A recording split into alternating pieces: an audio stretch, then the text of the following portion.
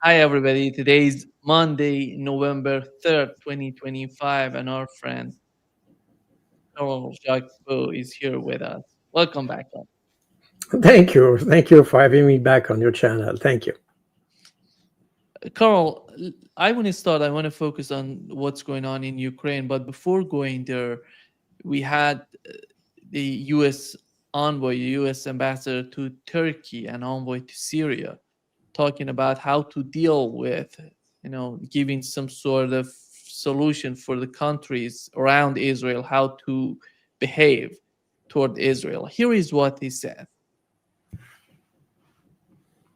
Our recommendation is those countries who boundary and border with Israel need to come to a border resolution.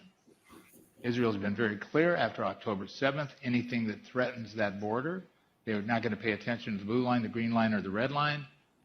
They want normalization, they want a treaty and boundary agreement, and they will enforce it in their own right. The advice is, if you're on the boundary or border of Israel, and you're one of those countries, the first step, rather than thinking that you're going to fight them at the moment, is to align with them.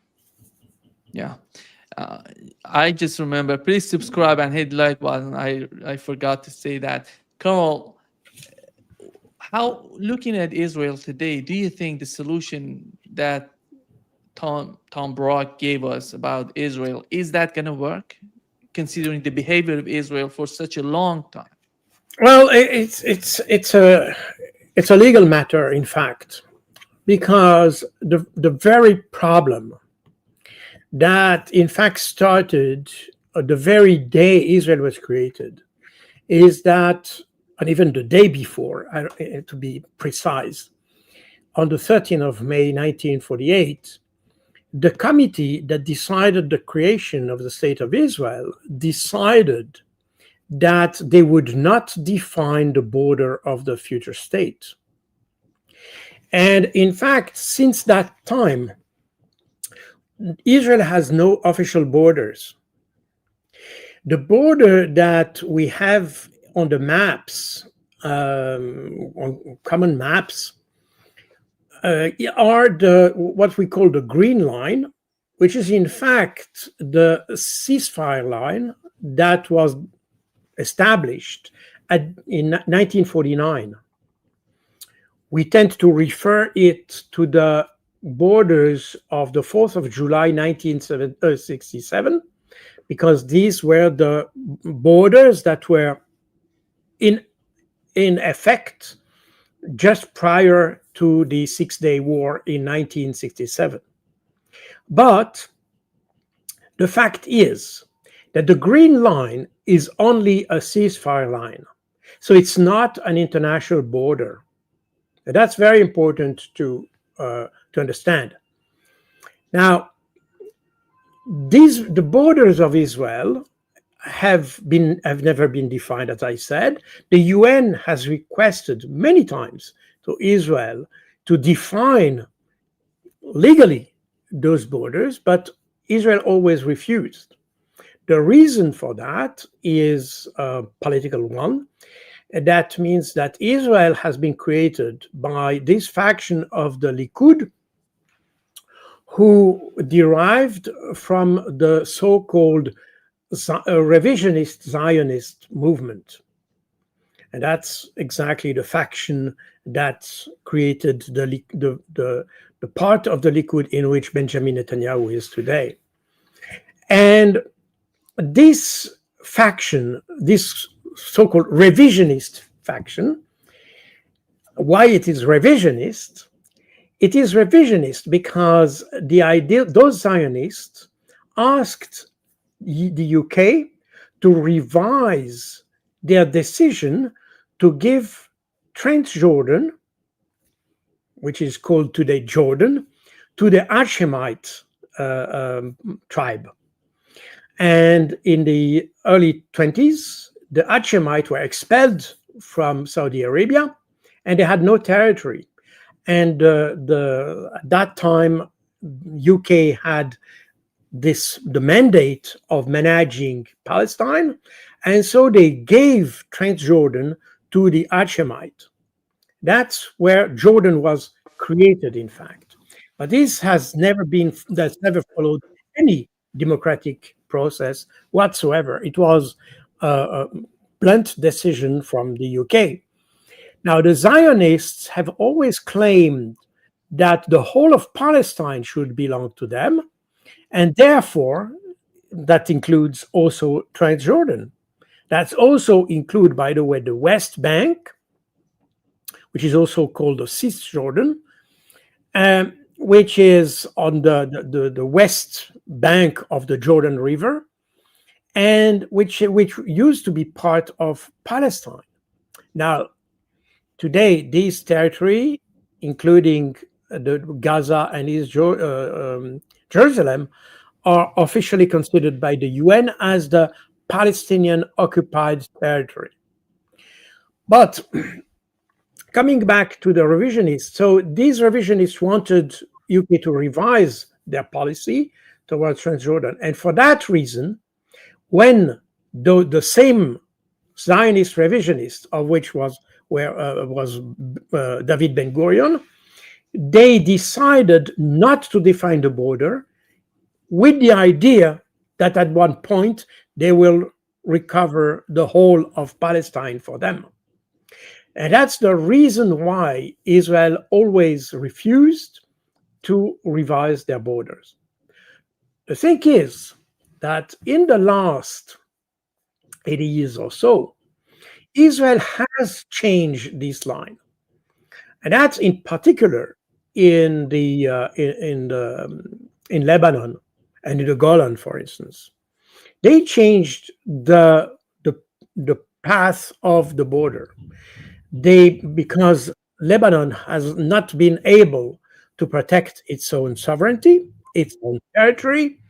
For that reason, the Israeli took advantage of the situation and moved the border in order to have some, I would say, geographic advantage. For instance, to have some heights and things like this, like the Golan, for instance, that was ideal to set up. And that's where in the Golan Heights, if you go in the north of the Golan, the so-called Golan, you have one of the largest signals intelligence station of the Israelis. And from that position, they can monitor the the electronic landscape, if you want, in large part of Syria, Lebanon, and probably beyond that. So, meaning that the Israelis have also changed the location. For instance, when we talk about border issue with Lebanon, we used to talk about the Shaba Farm area, which is close to the Golan area, which used to be a territory that belonged to Syria, and Syria gave it to Lebanon. But in 1982, when Israel invaded Lebanon, it took this area and never give it back to Lebanon. So that's the largest one. But if you look along the border, if you have a map that is precise enough, you will see that you don't have one border all along from the Mediterranean Sea up to the Golan Heights. You have several borders that cross each other and things like this. You have the border that had been defined by the French, because Lebanon, you know that Palestine was under British mandate, but Lebanon and Syria were under French mandate. And when they were there in the 20s, they marked the border. So you have this first border that in fact used to be the real border.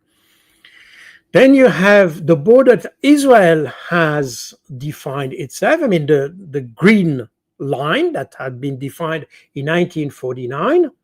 And then they moved the border here and there and in some places, sometimes not much, but that's enough to be a change in the let's say, infringement in the sovereignty of Lebanon. And and you have those changes that have been made in 1982.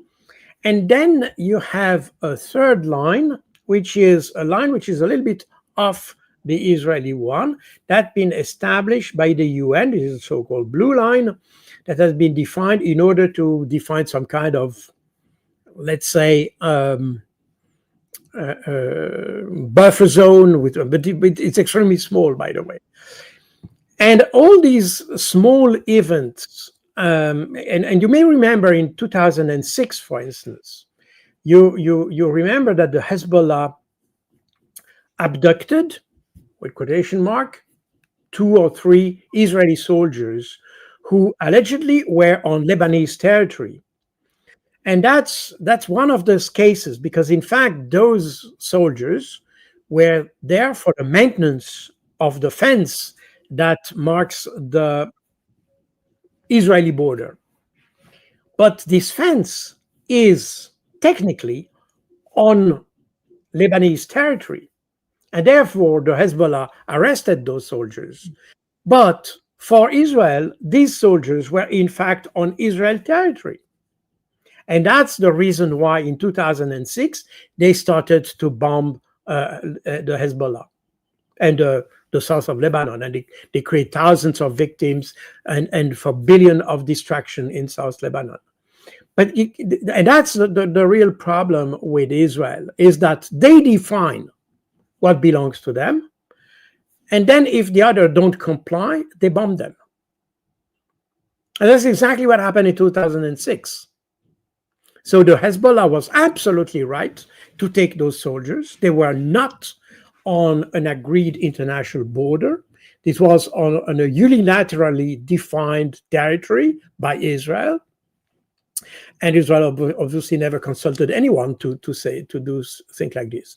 Today, you have Israel that claims that a part of southern Lebanon belongs to them.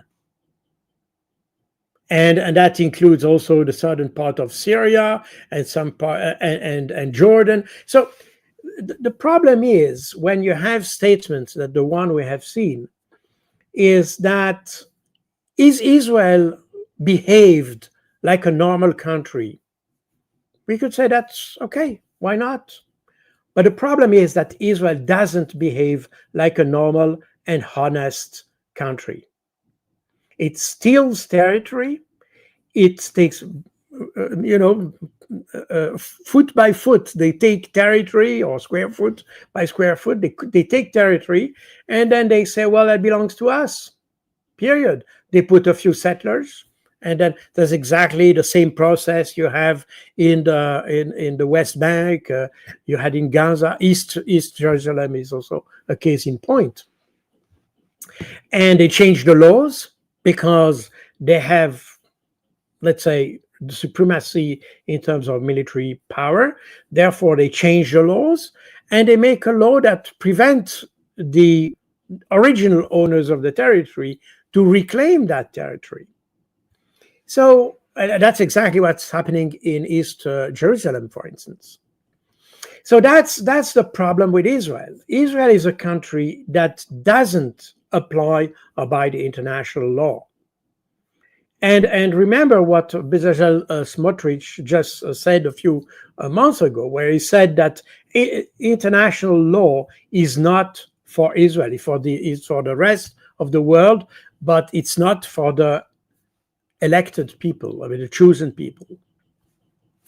So we are exactly in that configuration, and that's the real problem of such assertions. I would welcome the idea that we have borders and we respect those borders. I think that's normal. That's a normal way of countries to interact with each other. You define very precise rule. Each party abide by these rules, and that's it. That's the base of international law.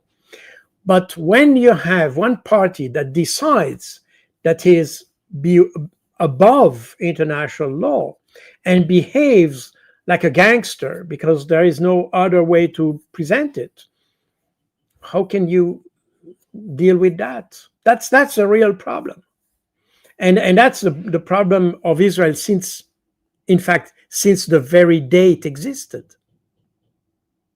That's the problem. I mentioned many times, I think, on your channel, the whole issue of the resolution 181 that opened the opportunity to create a state of Israel. That, in fact, the Israeli didn't take as an opportunity.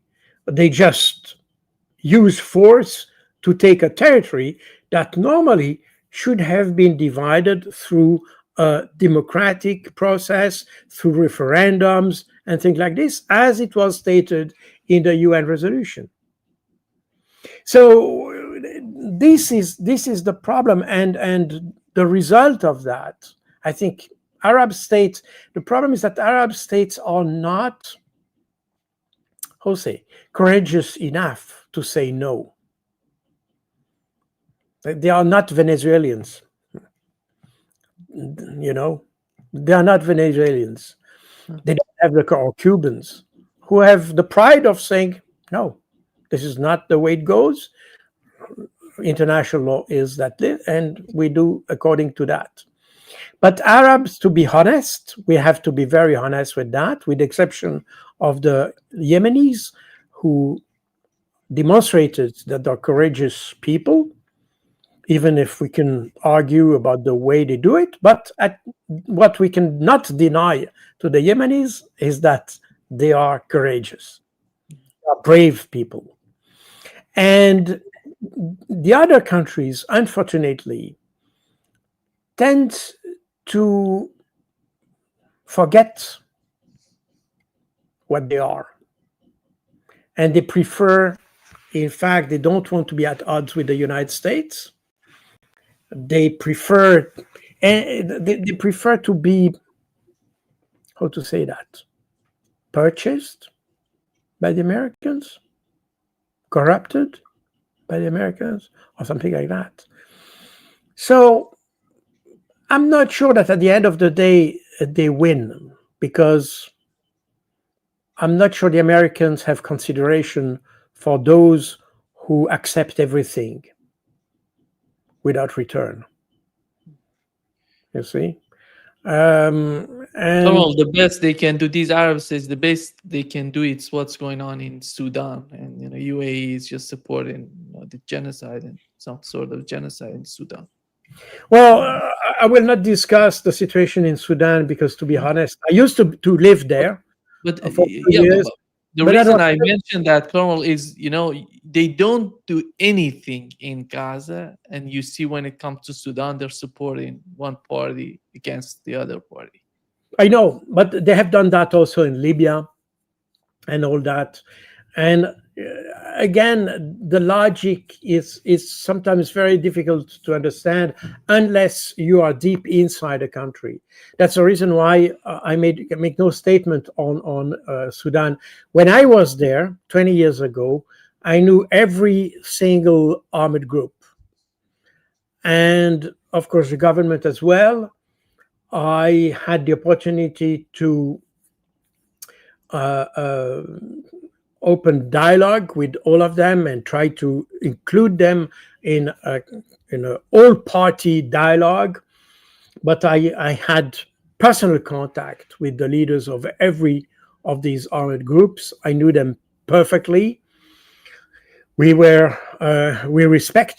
respected each other, and I could understand, because behind the armed groups you also have tribal issues. What we see in North Africa, I mean in Africa you could say, and Middle East, it's not, you cannot understand that with the logic that we have in Europe, because you also have tribal issue that enter into some kind of local politics. And unless you don't know, I would say, intimately the situation, it's very hard to make a sober assessment of the situation.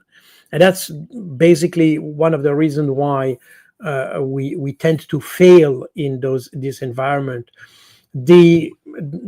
you can extend that to Afghanistan and in this whole area, which is, well, the tradition is very strong. The idea of state, as we understand in the West, this is a very much Western approach, if we think about it. I think the only real state that has a conscience as a state is, in fact, Iran. But all others, they used to be one territory, especially under the Ottoman rule. You had no borders. You had just region with no defined borders during centuries. And people tend to have their, let's say, their trust, but also their allegiance to the tribe rather than to the borders or the physical borders as we have in Europe, for instance. And that changed the equation of the way we understand conflicts. And you have only a few people that can understand that. In France, I think I know only one person who has this deep knowledge to understand, for instance, Northern Africa, because unless you have been directly involved in that, unless you had contact with those people, and you can call them rebels, you can call them armed groups, you can call them as you want, unless you have talked to them directly, it's very difficult to make an assessment. And in fact, when I tried to make intelligence assessments, when I made that with my team, I had a rather large team. I was the head of the first integrated intelligence center of the UN in Sudan, and it was a both civilian military structure. And we tried to make, let's say, comprehensive or inclusive or comprehensive, depending on how you translate that, but assessment of the situation. And when I had, for instance, to negotiate for the release of hostages or a conflict between tribes, I always made two. Because we had deep knowledge about the situation. So we made two structures, because you work with structures. Who is the boss? Who is the subordinate and all that? And you have always a formal one. You have the boss, the chief, and the under chiefs, and the sub chief, and thing like that. And then you have the tribal and family connections. And these may not coincide exactly with the formal structure of the armored group. And we had, for each group, we had a formal and an informal slash customary or traditional organigram of the tribe, or the grouping of tribes or armored groups. Sorry. And when I had to discuss, I had to work on both sides. You have the formal one because you have a chief, but you also ask to have probably another captain somewhere and things like that, because you know that the father of the captain is in fact in the tribe, is the boss of the armored group, something like that. And that means that it becomes, unless you don't have you have these keys to understand the conflict, it's very, very difficult to have a real assessment of the situation. But once you have that, and that's exactly what I've done, it's days of work and careful studies and talks with everybody. But once you have that, you can, in fact, solve the problem. And that's what we tried to do, in fact. And when I was there, was 20 years ago, you had so-called government, not the so-called, the government that was allegedly trying to eliminate some tribe. That was not exactly, the assessment we had in the media here were totally false. And you had to go back to the grassroots and take the problem from there. And we managed to have good discussions and to put together on the same negotiation table rebels and the government. And they found agreements. Because you put the discussion exactly not on the based on your feelings, but based on the real problem that the tribe or the armored group also is facing, and what is the perception of the government and things like this. As a result, if you do this work, but this is a very tedious, very complex work that requires a lot of presence on the ground, that requires that you go and talk to those guys, and sometimes it's extremely complex because sometimes you're just on yourself in the middle of the desert. You're just dropped with a helicopter in a place, get surrounded with rebels, and that's where you are. I mean, I was used to have a good guy, a former Dutch special force guy that was with me, and we managed to go in very remote places where you have basically no possible support from anyone, and your only support is in fact the way you deal with those people. That's the only way that but we managed it, and we got the respect from those rebels. They knew that we were in touch with the government. The government knew that I was in touch with those armored groups. The information was never shared with them because we respect them. It's almost the same rule that you have with the International Red Cross. When they go visiting a tribe or armored group, they keep the information for them. They don't share that information. That's a way to create trust. But with that, they come, and that was also my policy with this by keeping the information for ourselves. And that was a member of the United Nations, so it was not for me, myself, but it was for the United Nations. We managed to gain the trust of those rebels and even from the government.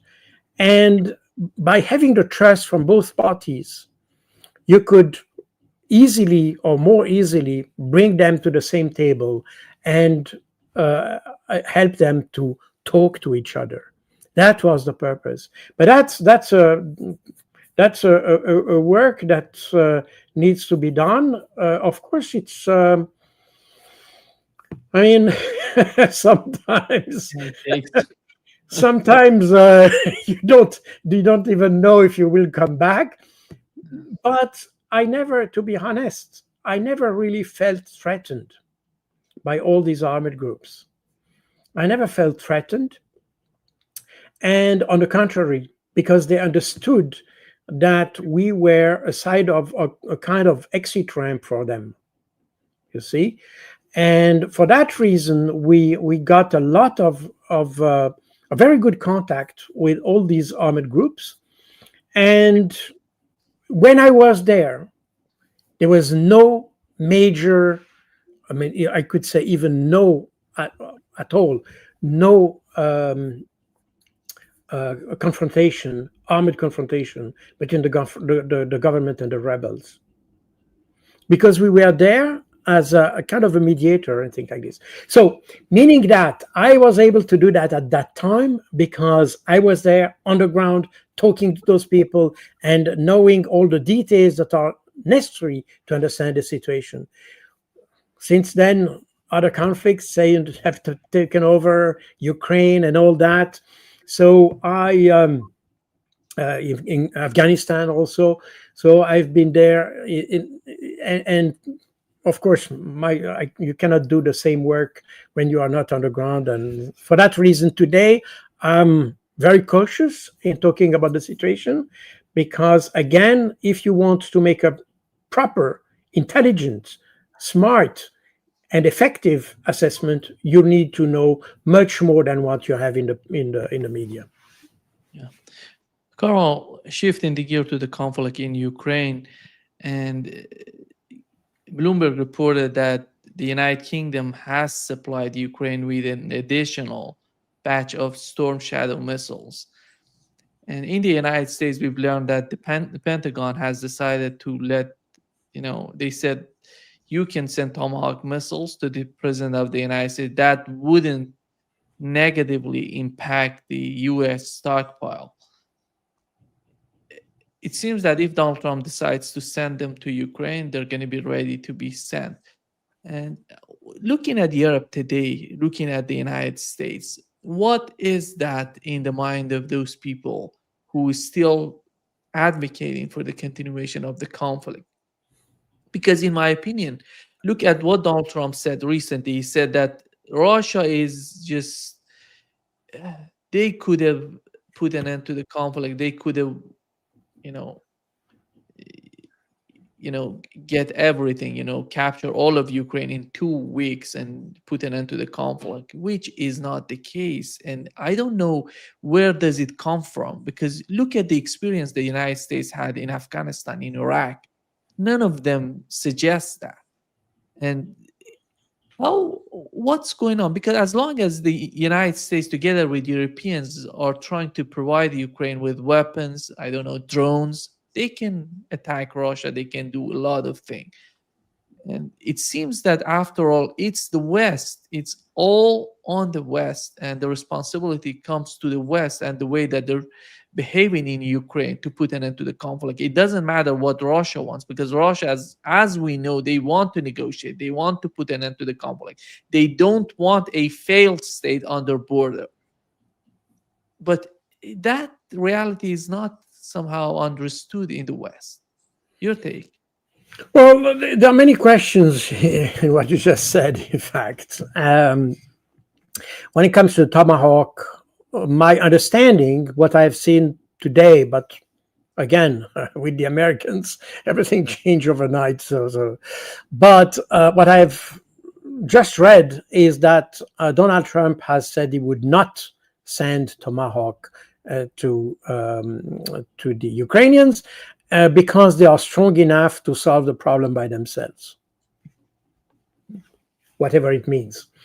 The thing is that definitely what the Pentagon said, that they have enough Tomahawk in storage to give them to Ukraine, was somehow a way to pull the rug under Donald Trump, to be honest. I'm not sure it was a very loyal thing to do, especially openly. But on the other hand, apparently Trump has not played ball with the Pentagon and said, well, okay, we have enough, but the Ukrainians have enough capacities to do that by themselves.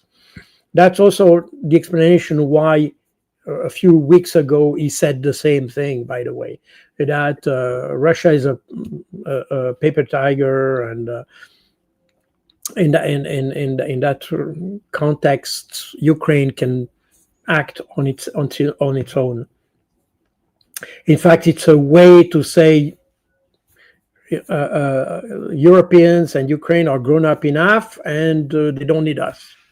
In that sense, the Americans definitely don't want. I mean, I think for everybody, it's clear that sooner or later, Ukraine will collapse somehow. And therefore, militarily and probably even politically. Therefore, it's better for you not to be part of that. And I think that is something that Donald Trump instinctively probably has understood. And that's the reason why he prefers not to spend money and spend equipment or things like that for a conflict that is lost in any case. Now, when we look at the behavior of the Europeans, and that's very much the problem with the Europeans, in fact, because if you look at the whole conflict from the very beginning, I would say 2014, you can say that between 2014 and 2022, Russia made every effort to have a political solution, to have the Minsk agreement implemented. Who resisted that? Europeans. And I say Europeans. Of course, the US was very happy to destabilize Ukraine and having the Orange Revolution and Victoria Nuland, John McCain, and all these guys. Okay, all that is a fact. But when it comes later to the, let's say, military aspect or the military dimension of the conflict, then the Europeans took over. And when I was there in 2014, there were not so much Americans in Ukraine. There were mostly Germans and Canadians and British people, soldiers, advisors and things like this. So we see that in those 8 years, the Europeans were instrumental to steer up the conflict, and every effort of Russia had been, in fact, denied by the Europeans themselves. Remember that what François Hollande, Emmanuel Macron, Angela Merkel, and so on and so forth said regarding the implementation of the Minsk agreements. They made every effort to avoid the implementation of these. From 2022 up to beginning of this year, we could say, oh no, it's wrong. It's not exactly true. I would say in 2022, let's put it that way, just in 2022, Ukraine made every effort to have a political solution. They tried many times. They tried in February 2022, March 2022, August 2022. And that was each time, all these efforts were cut by the Europeans, not even by the Americans.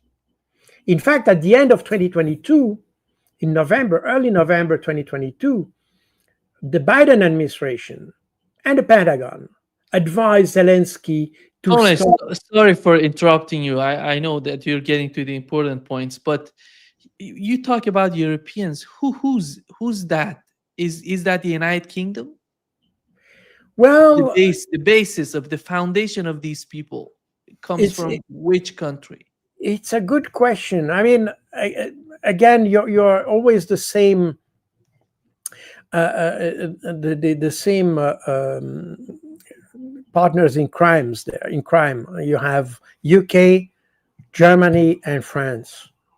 UK has definitely an important role in that, but not only. When we talk about the Minsk agreement, for instance, we talk especially about France and Germany. You see, when we talk about the agreement, the agreement in March 2022, of course, we mentioned Boris Johnson. He's the one who called Zelensky and later came into Kiev to ask to say Zelensky stop. But behind that, you also had France and Germany. Who asked the Russians to withdraw their troops from Kiev as a sign of goodwill? These are the French and the Germans. So all the three partners in crime. Definitely, the British are the most aggressive, and they probably have the largest presence in terms of covert operation, clandestine operation, special operation, and things like this. On the ground, the British are probably prevalent. That's certainly that. But politically, you can say all the three are there. So you have here the influence of the Europeans is obvious, and remember that in September 2022, it was Ursula von der Leyen, a European, leader of the European Commission, who said there will be no appeasement, no negotiation with the Russians. And that is exactly what prompted Zelensky to have his decree of October 2022 to state in the law that there will be no negotiation. So, but before that, Ukrainians tried to have agreements. And so that means Russia tried before the war. Just after the war, Ukraine tried. And then you had kind of a pause in all the political process. And then this was resumed in some way by the Trump administration. And who stood in the way of the Americans? The Europeans. Again, they are the ones who don't want any negotiation. And yes, yeah, don't you think the whole case of Ukraine, I think, and the way that Ukraine has decided to go to war with Russia, I think it's related to Zelensky. And without Zelensky or someone like Zelensky being in power in Ukraine, that could have been avoided by Ukrainians. Is that the case in your opinion? Because Zelensky came, looking at the history of Zelensky, he came out of nowhere, and nobody, he has no experience. He had no experience before coming to power. He was totally selected by the intelligence, in my opinion, coming from the United Kingdom, and they have decided he's going to be the next president, and he can do whatever they ask for in Ukraine. Well, you're probably right. I have no indication or any proof of that, but there's probably something like that behind this. The fact of the matter is that Zelensky was elected with a program of negotiation with Russia. That was it. But if you look at what some groups, and I'm talking about, for instance, the Ukraine Crisis Group, which is an NGO based, of course, in Ukraine, which is funded by NATO, US, UK, you name it, all these guys. What this NGO wrote in May 2019, sorry, just weeks after Zelensky was elected. They established some red lines for Zelensky. They wrote it. You have red line. And the red lines are that the normalization with Russia was a red line. Any negotiation regarding the language or the status of Russians and things like this, all that was a red line for Zelensky. And remember that Dmitry Yarosh, the head of the military or the armored wing of the private sector, said and that was in the Ukrainian press. You don't need to go in Russia to see that. It was in the Ukrainian press. They said, well, if Zelensky applies its program, he will not just lose his position, he will lose his life. And that was in the media, completely open. So meaning that, again, probably what you said is right, that Zelensky was in fact just kind of a puppet that had been selected to be elected as president. That's probably true. But beyond that, I think the aspiration of the Ukrainian people was to be at peace with Russia. They wanted that. And there were some forces that wanted to prevent that. And with all the goodwill of Zelensky, I think the threat on him was so strong that he had, in fact, to abandon its project. And here there's, and again, if you read those red lines that were defined as red lines, I mean, I'm not inventing, not even the expression, that was the term they used.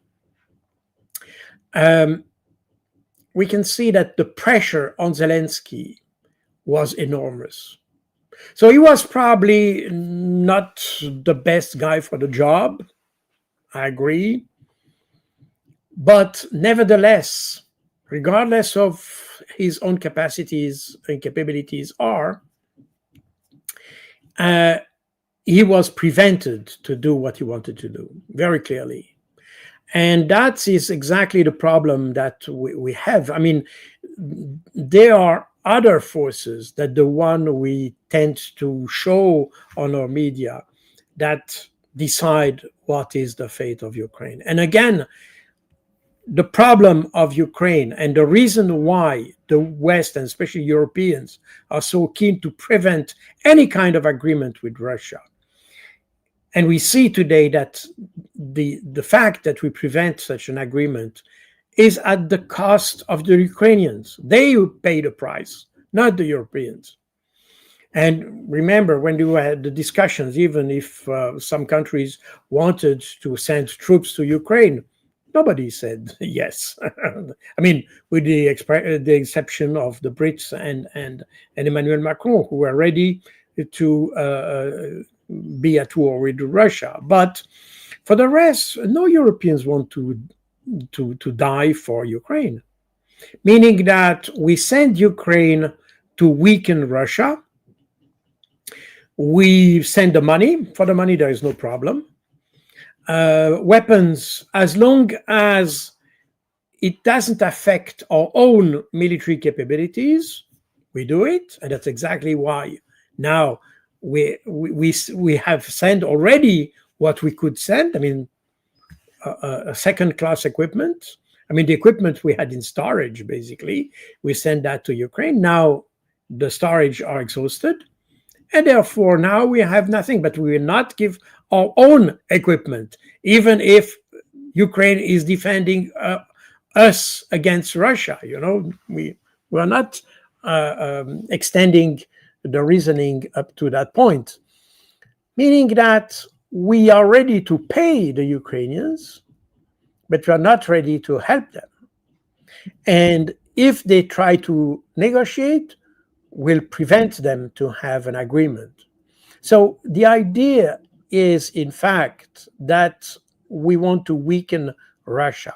We want Russia to be taken in this conflict, as the US has been for 20 years in Afghanistan, with the idea that sooner or later this conflict will weaken Russia, because the effort that Russia has developed in the last 3 years can probably not be sustained over decades. But that's exactly what the Europeans try to do. The whole issue is not to defend Ukraine. The issue is to weaken Russia. That's the issue. And the reason for that is probably something, because if we look at economics, if we look at politics, I mean geopolitics, we don't see any rationale for that for Europe. You see, Europe has not benefited from that. The only who have somehow indirectly benefited from that are the ecologists, because so they can reduce, and you know, the Germans, as an example, who are very, very environmentally conscious. They were happy that they didn't receive any fuel anymore from Russia, because so they could implement greener policies for environment and all that. So there is a lot of things that are behind the scenes somehow. And there is something that, and that's probably not also a coincidence, that the High Representative for the foreign action or the external action of the Europe is Kaja Kallas, coming from Estonia. And I remind you this expression that was used. I mean, it's not a new expression, but it was reused by Gideon Rachman in the Financial Times, saying that the foreign policy of the EU is now is Estonicized. You say there's an Estonization of the foreign policy of the EU, meaning that there is a kind of emotionality that has entered. Estonianized, yeah. Estonianized, yes, I don't. Something like that. Yeah. Sorry, I don't know how to pronounce it exactly, by the way, but you see the point, and this is just a way to explain that there is something that goes beyond rationale when dealing with Russia. And that's very true with everything we are hearing today. That, I mean, we see that. I mean, we have Zelensky saying that Russia is failing in Pakrovsk and all that, and they are not managing the thing. But on the other hand, the French chief of staff saying that within 2 or 3 years we will be invaded by Russia. So it's totally contradictory. It doesn't make any sense. We have all these drones and all that, and again, they have suddenly we talk about these drones, and just a few days later nobody talks about them, and then we'll talk about the cables in the Baltic Sea that are cut and things like this, and that takes just a couple of weeks, and then nobody talks about that anymore. So we know that everything we say is simply BS. We know that, but we say it anyway, and more importantly, we tend to shape policies around this. We know it's wrong.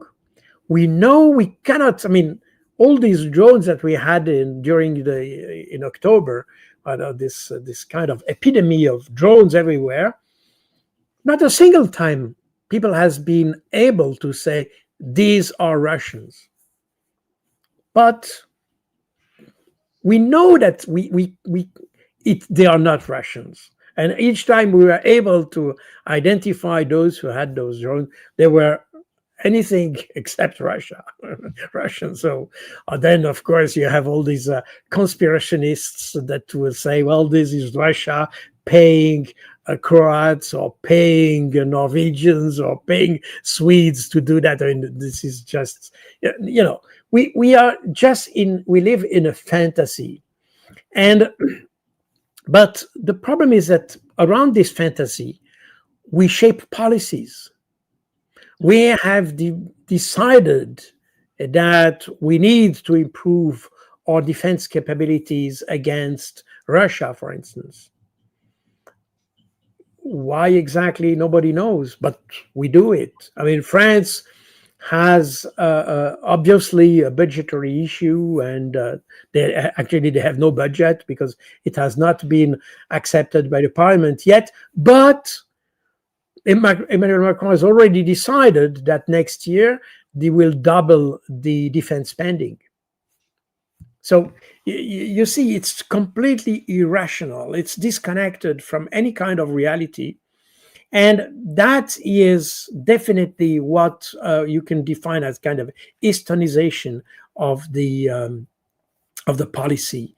This is something which is based on virtually nothing, but the policies are real. They have consequences. They have an impact on industry, on people, on taxes, on our competition or competitiveness of our products, and so on and so forth.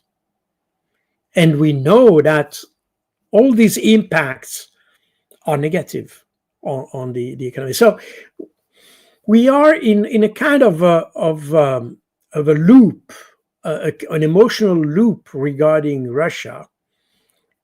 And we see barely anyone who has the courage to get out of the loop. I mean, yes, you have Fico in Slovakia, you have Orban.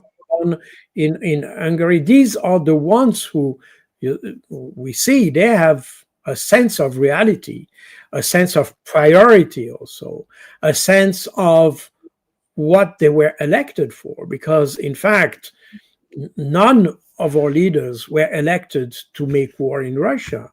They were elected to solve domestic issues. But it's not what they are doing. They spend. But they have elected Zelensky.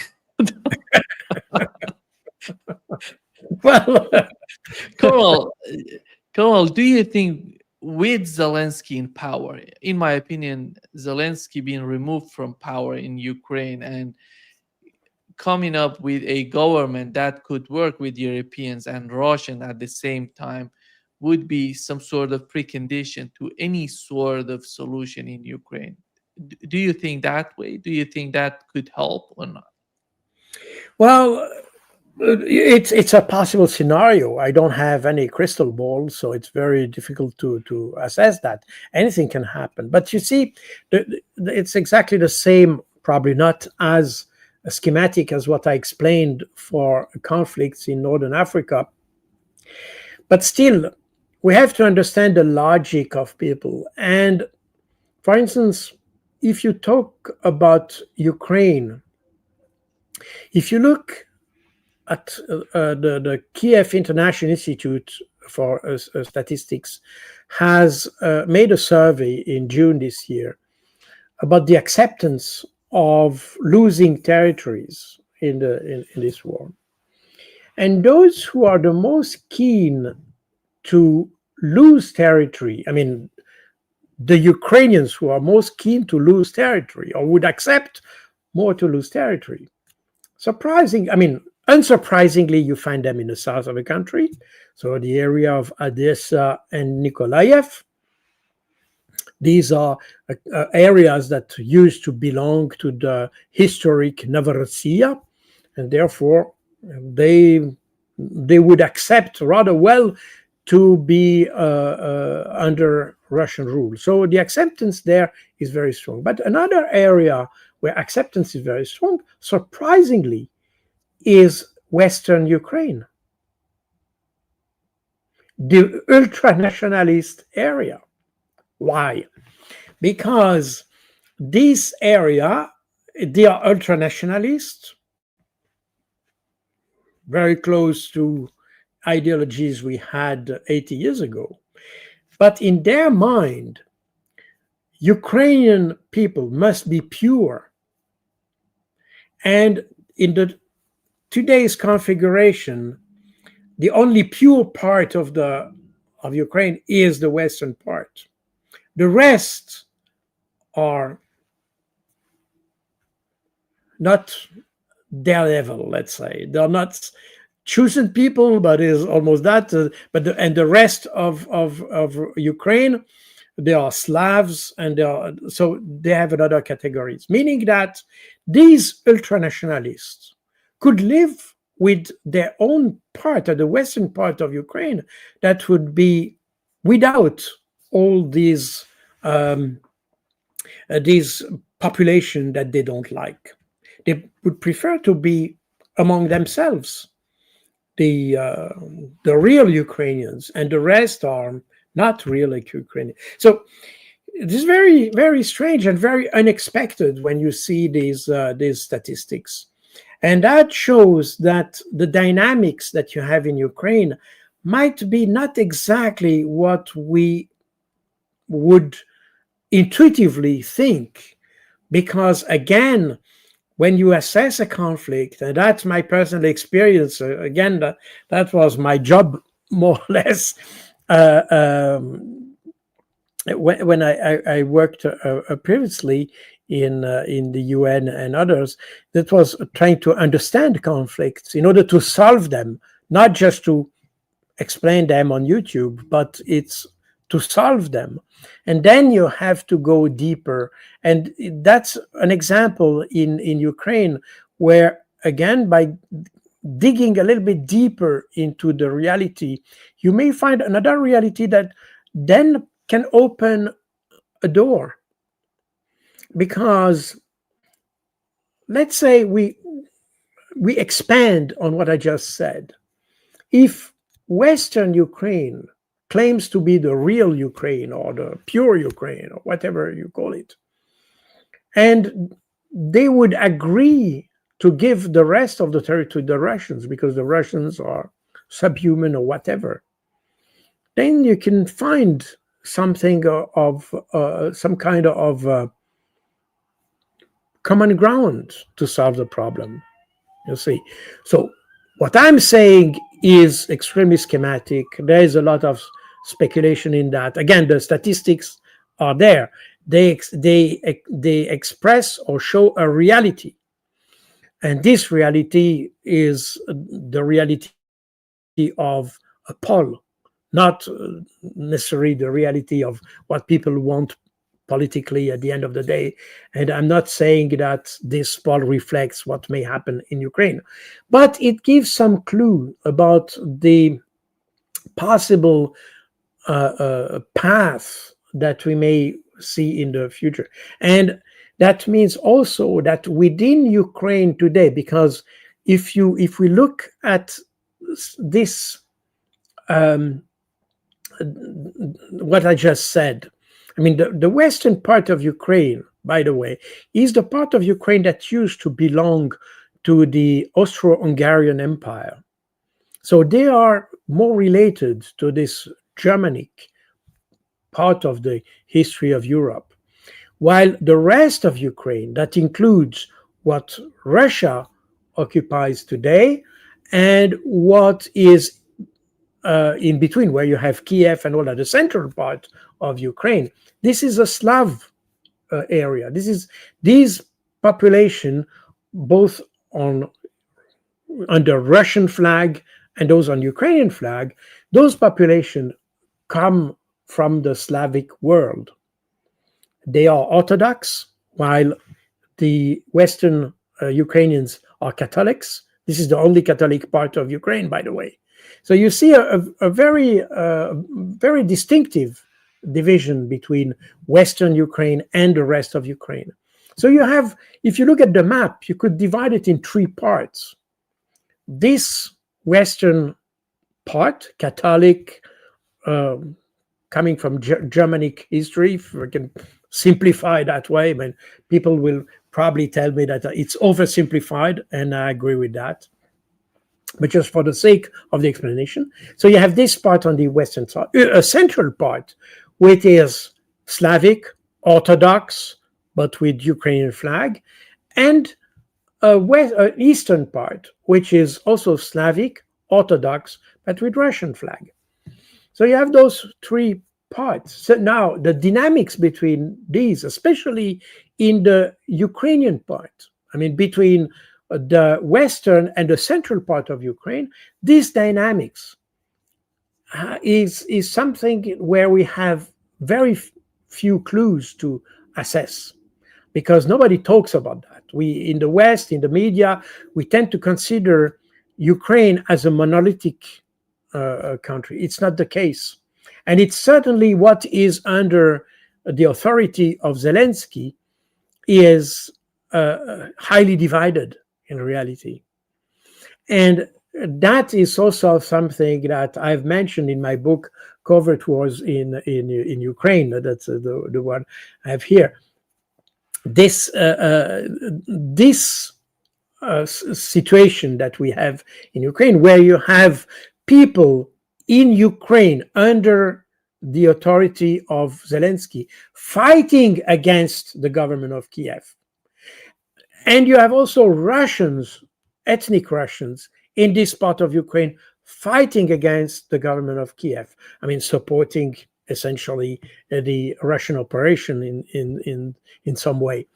But within this part of Ukraine, this part which is under the rule of Kiev, you have Ukrainians also fighting against Kiev. So the situation is much more complex than what the media present us. And for that reason, the degree of the divide that you have within Ukraine, if you want, this degree of divide is not very clear. It does exist. We see it because you have resistance movement.